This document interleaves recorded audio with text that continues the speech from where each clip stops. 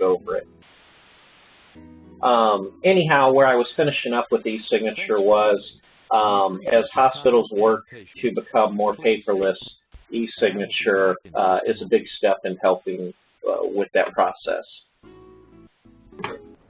And let me shoot Aaron a message here. Thanks.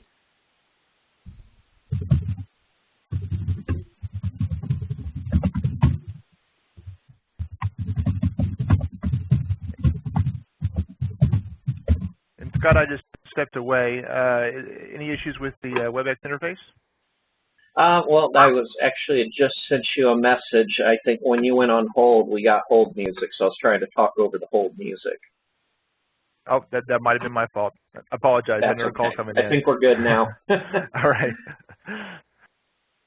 All right, so we just went over all of the different products. Now I was just going to do a quick demonstration of each of those, and then we'll open it up for questions.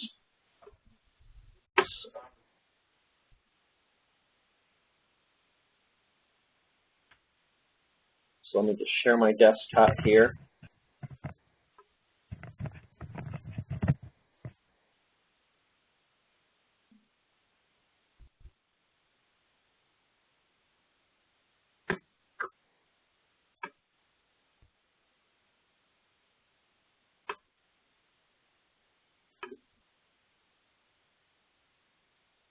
Okay, what we have here is we'll go over a little bit about the FastPrint. There's not a whole lot to really show on FastPrint. The nice thing with FastPrint is it's all behind the scenes. When we were talking about that print stream, you register a patient, for example, running on the FormFast server is what we call the print manager, and its only job is to monitor for your print stream coming from your HIS. Once it receives that print stream, then it has a whole list of different jobs that it goes through to figure out where to sort that data stream, that print stream to. So for example, let's take this admission packet here. We get a data stream, you register a patient, print manager receives that file, it sorts it to the admission packet. Well, within that admission packet, we have 18 different forms. Maybe it's labels, wristbands, some face sheets, consent forms, whatever it may be. And then each of these forms, we can actually put logic on, for example, the Medicare. We can actually look inside the data file at where it lists the insurance information and look for things like Medicare or TRICARE or Blue Cross or whatever it may be, so that those forms only print if that specific logic is met. And then once that logic is met, it sends it to the printer, and if it needs to go to multiple printers, then we can do the same thing here too, is we can actually create a printer table that houses multiple printers, and we can put criteria on those specific printers. So take, for example, East. Maybe you're passing in the data file East so that we know which printer it needs to go to, or West for the West printer, or whatever. Whatever criteria is being passed in the data, we can use as logic to determine where it needs to print. Typically, what we see most of the time for that is workstation IDs.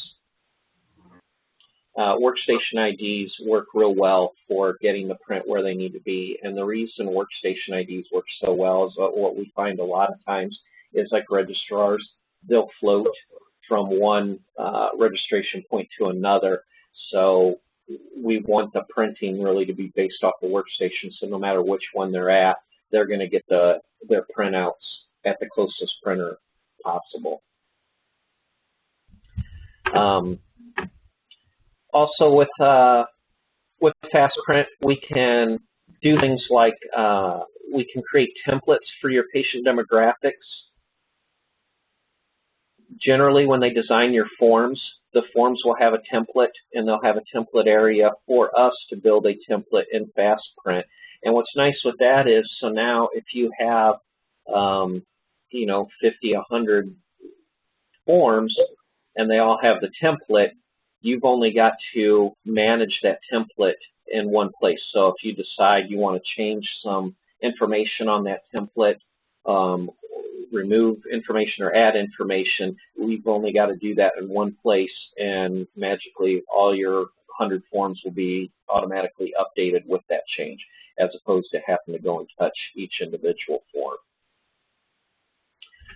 Something that's fairly new, it's been out for a little while now, but one of the nice things with FastPrint as well is that if anybody's on an older version, they always get super excited about this one.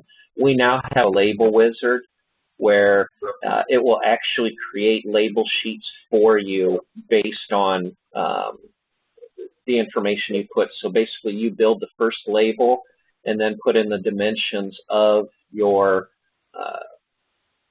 stock, and it will actually create the label sheet for you, whereas in the past you used to have to just copy and paste and try the best you could to line up all of your different labels. So the label wizard helps tremendously with that, saves a lot of time. All right, let's get into web form imprint. Make sure I probably timed out by now, so I'll re-log in here. Okay, so web form imprint. This is the upgrade to any of you that have the thick client form imprint. Probably the nicest thing about it that you'll notice is from an end user's perspective, there's no need to do a whole lot of training. It still has the same functionality as the thick client. You got your forms on the left and then patients on the right. So right out the gate, they can start using web form imprint. If you upgraded today, there would be nothing really stopping the end user from being able to get right in and start using it immediately.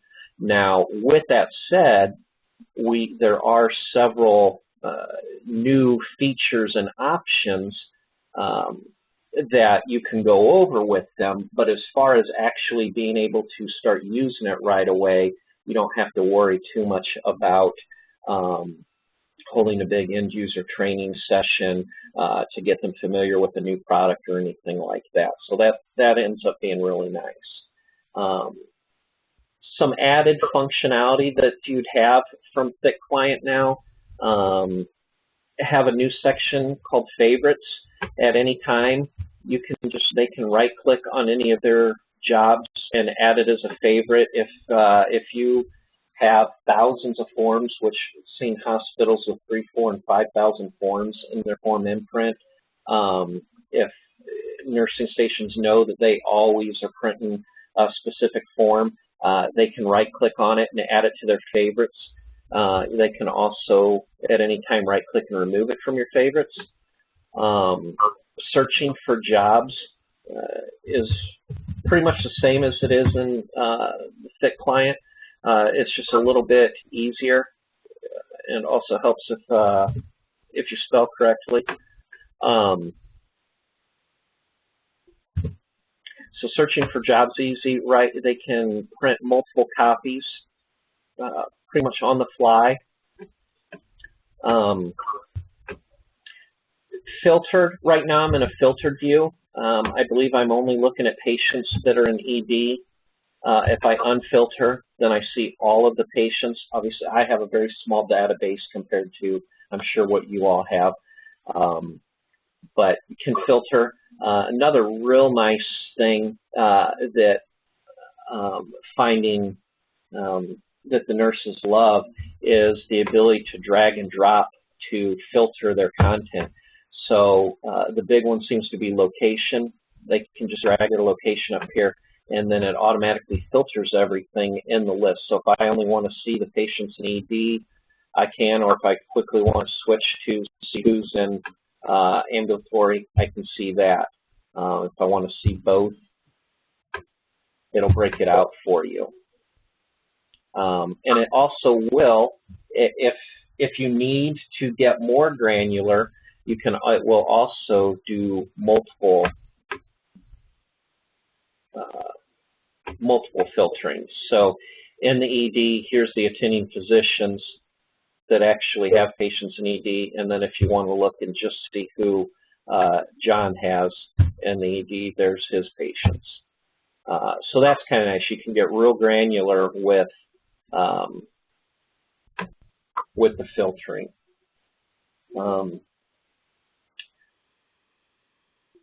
That's pretty much it from an end user standpoint. That's the niceties that they have above and beyond for from thick to web. From an administrator's perspective, probably the biggest thing that they would like going from thick to web is you can now create groups and put filters on the groups. Right now with Thick Client, all you have is the ability to do a workstation filter or a user filter. And we still have that functionality. You can still do workstation filters as well as user filters. So I've got a filter on my user as ED. Now I can also create a group. So if you created a group called 2 West, you could put a filter for 2 West and then just assign people. I've only got 2 users, so I don't have a large list to show you, but and then I can just pull users from that, add them into that group, and they'll all share that same filter. So it helps a lot with not having to get as granular as you used to have to with user filters. And also, the other nice thing with that is now you can assign priority on those filters by just dragging and dropping which filters you want to override other filters. So that's a little bit about web form imprint. So with that, let's go into electronic signature. This one's probably one of my favorite applications that we have. With this new version, with the latest version, if you don't even have forms already imaged for the patients, you can come right into web form imprint, select the form you want, select the patient, and you don't have to print the form and then go into the annotation client to sign the forms anymore. Now we've given an option that you can select your form, select the patient, and just hit the sign documents, and behind the scenes it automatically creates a print of that form. And when we say print too, it's important to note it doesn't physically have to print. You do not have to print a paper copy, because obviously that would defeat the whole purpose of trying to go paperless. But when we print, we have to create a print, whether that goes to a null printer or doesn't physically print, in order to create an image. So I just want to point that out when I say print. It's not necessarily meaning printing a paper copy. So this is our capture client, otherwise referred to as our annotation client.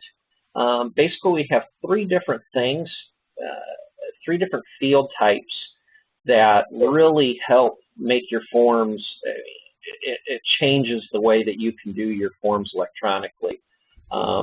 We can do a signature. Now, I don't have a signature pad, but so we'll just scribble a signature on there for you. We have a signature field. We also can do text entry.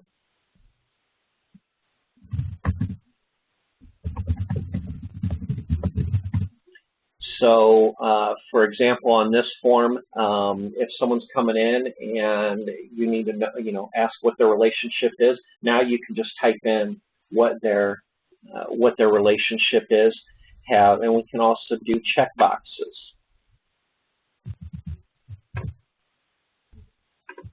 And I want you to see this. Once you fill out the form, and then once you get a signature,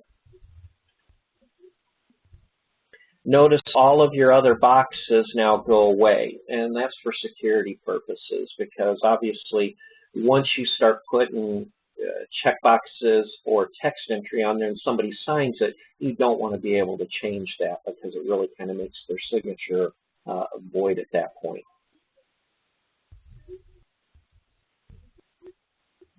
We can also do required fields. That's denoted by the red. You will not be able to archive the form until the required field has been filled. Blue fields, they're all optional. You don't have to gather information on those. Notice over here we will have 3 different colors. Green means the form's done. There's nothing left on it that can be filled out. If it's red, that means there's a required field that still needs filled out. And then notice this changed to blue. That means that there's still optional fields that could be filled out. So there is still things that you could fill out, but it's not necessarily mandatory. It's not required. And once you've gathered your information on here, if I hit done, it's going to ask you, do you want to archive your forms? And then we send them directly to whatever your archiving system is. Another new feature that's really nice is it changes also the way forms, a lot of the forms we always designed with the date and time. Now what we can do is actually under options, we can go in and we actually have 5 different points around our signature that we can put different variables, like it is up here where it's first name, last name, date, time. So for example, if I always want the date and time to the right of my signature, I can go in here and configure that. So now if I sign here,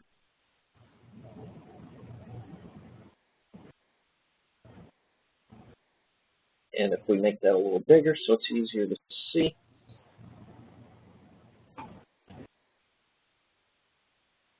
it'll automatically put the date and time next to the signature. So that's brand new with the latest version.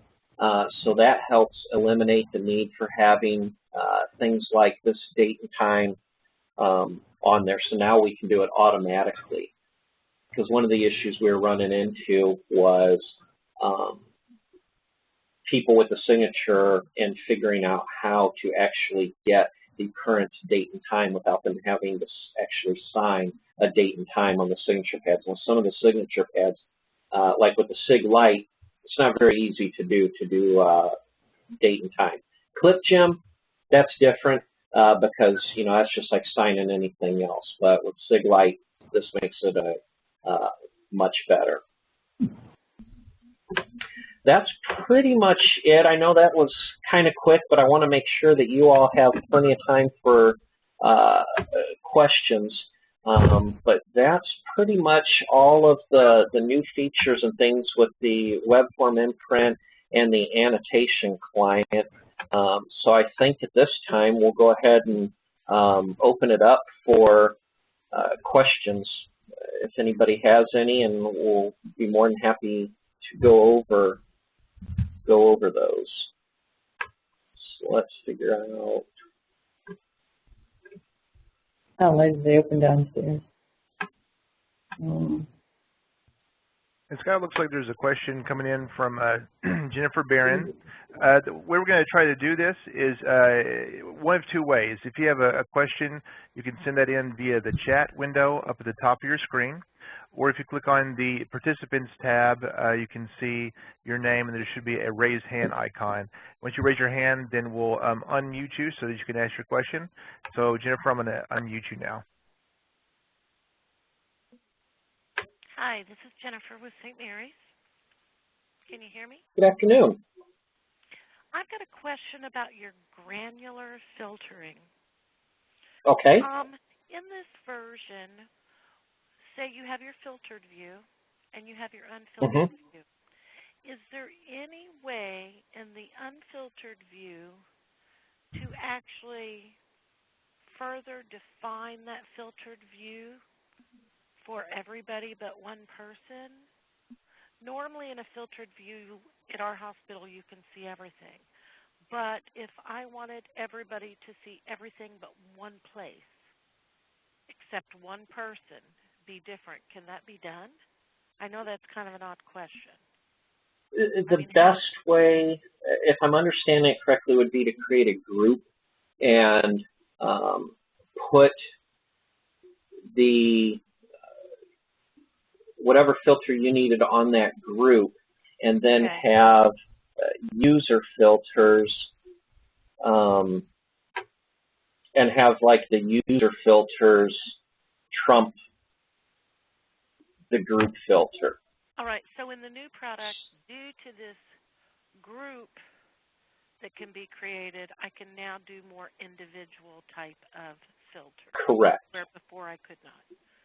All right. Correct. Thank Yep. you. Great question.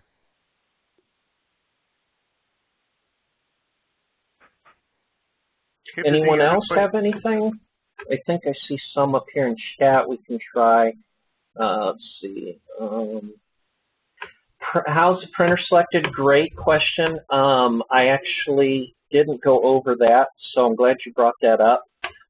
With the latest version, actually a couple versions now, the web form imprint, since it's IIS actually doing the printing, we can set up a local print client.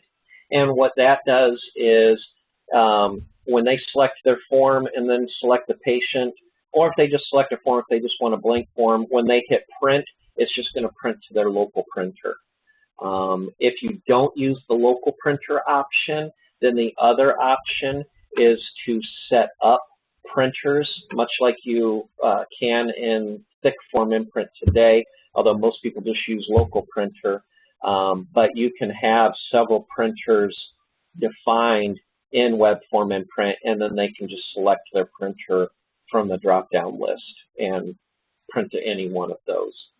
Typically, they just print to whatever their local printer is. The only time that I've actually seen printers defined and set up in web form imprint or thick client really is if they have like label or wristband printers. Their forms, they will print to their local printer, and then they'll define label and wristband printers should they need to print those from web form imprint. So, good question. Hopefully that answers your question on the printing.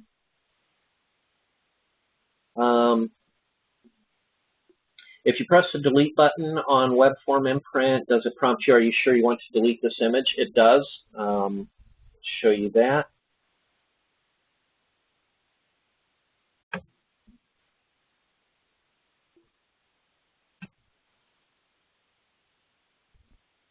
So it asks you basically exactly what you said.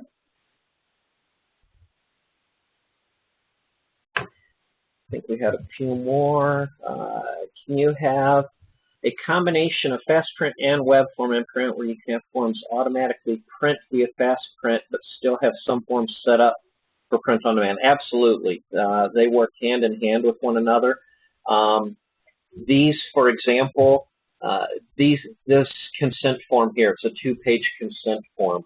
We can have this image automatically created from FastPrint, so just based off the registration and certain criteria for it to create this image for this patient. Then all you'd have to do is go find the patient, click on the annotation client, and there's your form. You can also produce the image and the form right from web form imprint.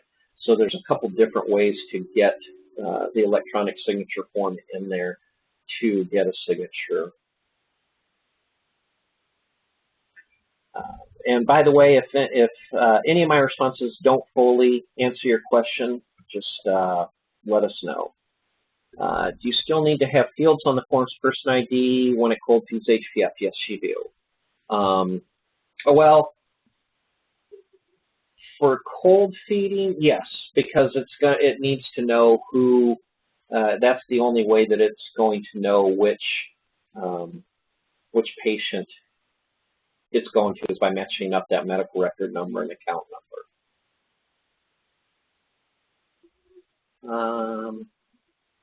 Like to filter users accessed by folder tree.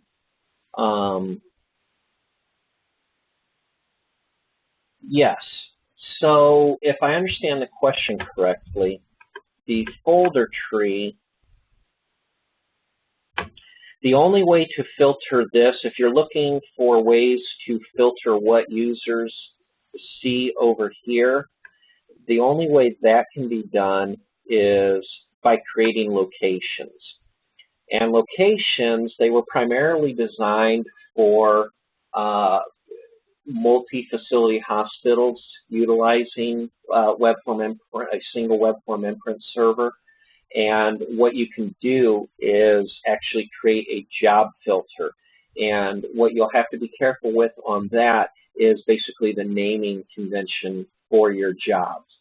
So if you had, say, 3 facilities, and each of the 3 facilities had unique jobs to them, you just want to make sure that those unique jobs had probably like the facility name as a category.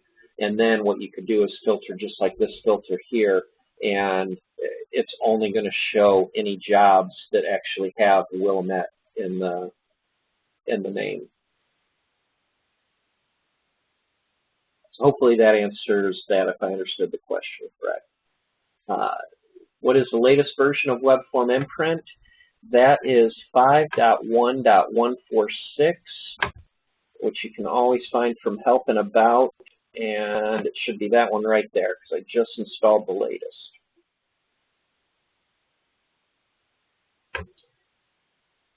Let's see. If running an older version of Form Imprint and want to upgrade, is it recommended to upgrade the other products associated with Form Imprint as well? Not only is it recommended, it's actually a prerequisite. So, for example, if you're running FastPrint and everything's 4.10, 4.11, whatever version, and we're getting ready to upgrade your Form Imprint to 5.1, we will upgrade your FastPrint because they really need to be the same version. So, great question on that.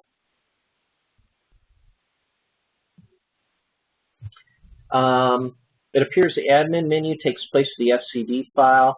We currently authenticate users from AD through the users group on the current FAT client. How do you authenticate via web form imprint? Excellent question.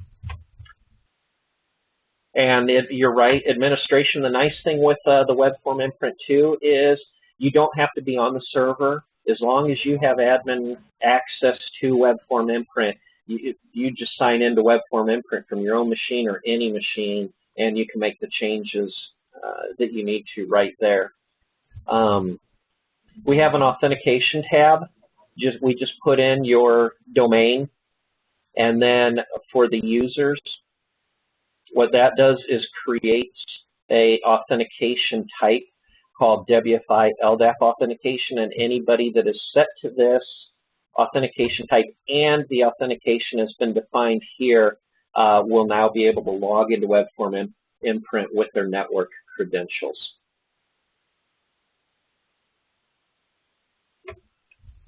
Will there be a downtime needed for when the upgrade takes place? For the everybody likes to do it a little differently. I know some places it's mandatory that you schedule a downtime. For upgrading to web form imprint, there's no downtime. And actually, you'll still be able to use your thick client in conjunction with web form and print. And we find a lot of places actually like to do that, and they'll roll out different areas, and then have had other hospitals that they just kill thick client immediately once they get web form and print, and just go straight to web form and print. So there is no downtime with web form and print. Since we have to upgrade your FastPrint to be on the latest version, it's not really a downtime because we have to shut down your print manager, IP data listener, HL7 tracker, whatever you may be running has to be shut down for the installer to run so that it doesn't cause a reboot. If you leave them running, run the installer, it won't update those files until the system reboots. To avoid that, we shut everything down, run the installer. As long as .NET 4.0 is on the server, the installer takes approximately 2 to 3 minutes to run, and then you can start everything back up because it's backward compatible. All your configurations stay in place. So your downtime is really not so much a downtime as it is a printing interruption. You really should only be down for 2 to 3 minutes, but it's really up to you how you decide to go. If you want to schedule an hour downtime and do it that route, you can. If you're comfortable just doing it live, you can do that. We've done it both ways, and it really just depends on how you want to do it. Is there any changes with the job tree so that when the user logs out and logs back in, the job tree will collapse instead of going back to the way it was when the users logged out? I do not believe so.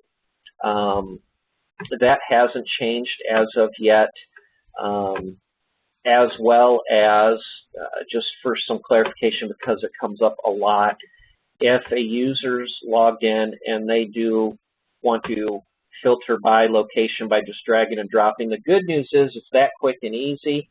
The bad news is if you log out and back in, everything's back to the way it was.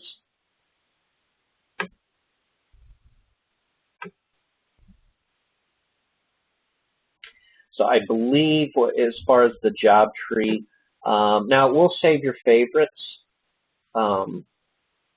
but if you've got, you know, it opened up like this, and this is how you prefer to look at it, and if you log out and back in, well, I may have lied to you on that. So if that's your question, it looks like it will actually keep the job tree the way that you have it expanded.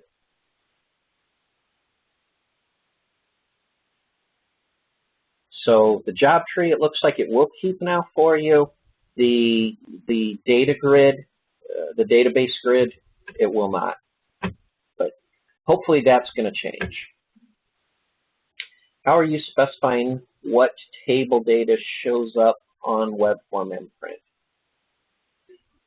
I believe your question is, the answer to that is web form and print is not truly 100% standalone yet.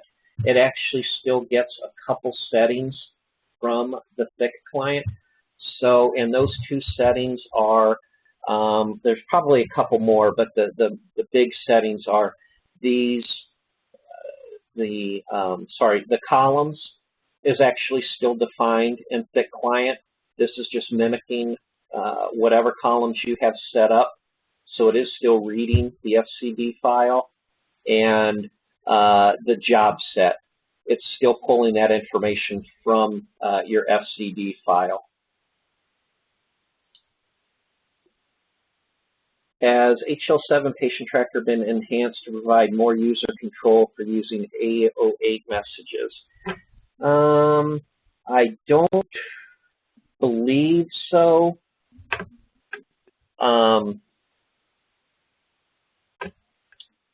nothing's really changed for A08s.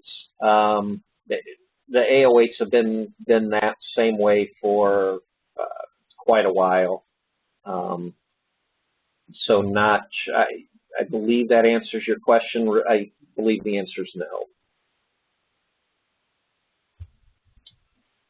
Let's see. Can it be set to add only if there is no discharge date?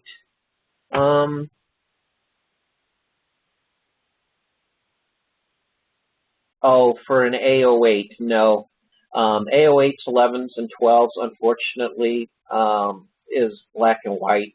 If that's turned on for admit missing patients, if we get an A08, 11, or 12, they're going to be added. So is there anything that has to be installed on the clients for web form imprint? Nope, nothing. That's another great question, and that's the beauty of it. It's strictly web-based. The only thing that you'll add that there's a couple, I've seen it done a couple different ways, is you can drag and drop this link to their desktop, and then that just automatically takes them right to the login. Or on your intranet, they'll just create this URL, where as opposed to localhost, it would say whatever the machine's name is. It's not really installed, but that's really the only thing that you'll do on the workstations. Is there a possibility at all to create the groups from the OU and Active Directory? Just thinking that the groups could be the user's home unit and the filters could be based that way. Unfortunately, at this time, no. All web form imprint does is authenticate with Active Directory. It's not actually pulling users from Active Directory or syncing with Active Directory. The FCD file does not have to be on the client, no. It's just reading it from the server. Is there a possibility at all to create the groups? Oh, that's the one we were talking about. Nope, we got that. What do you need to install besides WFI to be able to e-sign forms from web form imprint? Nothing. What's going to happen is, so let's say this is a brand new install of web form imprint and you're on a new workstation. The very first time a user clicks this Sign Documents button, it actually, I won't waste the time to show you, but I could uninstall it. It doesn't prompt for anything other than it basically loads it on their machine for them, and it takes probably 8 seconds.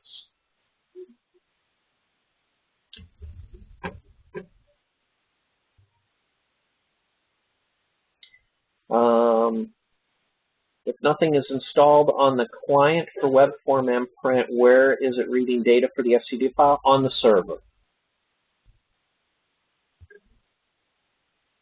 So we have to actually, FastPrint has to be installed on the server. For example, if you're a brand new client and have never had FormFast and all you want is web form imprint, we still have to, on the server, we still have to install all of our applications. We still have to install FastPrint, configure the thick client form imprint on the server, and then configure whatever needs configured in web form imprint for it to work.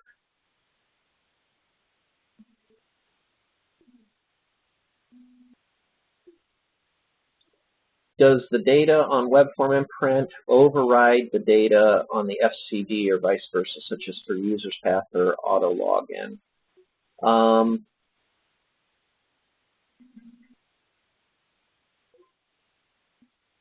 I'm not 100% sure I understand the question. Anything that is set up in under administration in web form imprint will definitely override whatever is in the thick client. So for example, in the thick client, I can set up like the archive paths, or so if these were your, I'm sending TIFF images to here.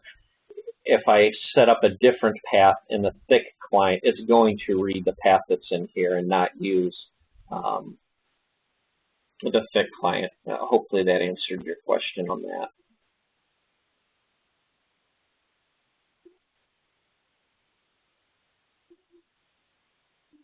Any other questions?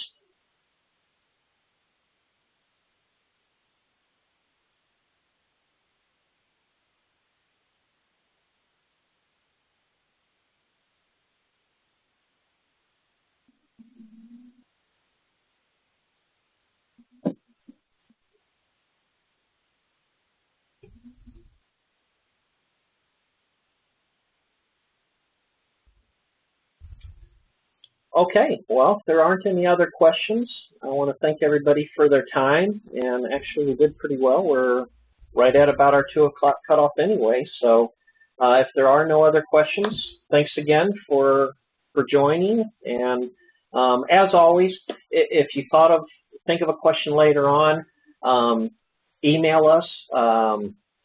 You can email us at techsupport@formfast.com. Can also go to the webpage, formfast.com, and you'll have links on there, but somebody's always available to ask questions, give you a phone call, talk to somebody, whatever you need.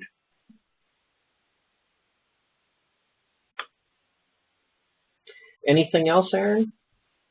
I think that's it. Great presentation. And thanks once again to everyone for taking the time to join us over the past couple of days and this session as well. Take care. Thank you all.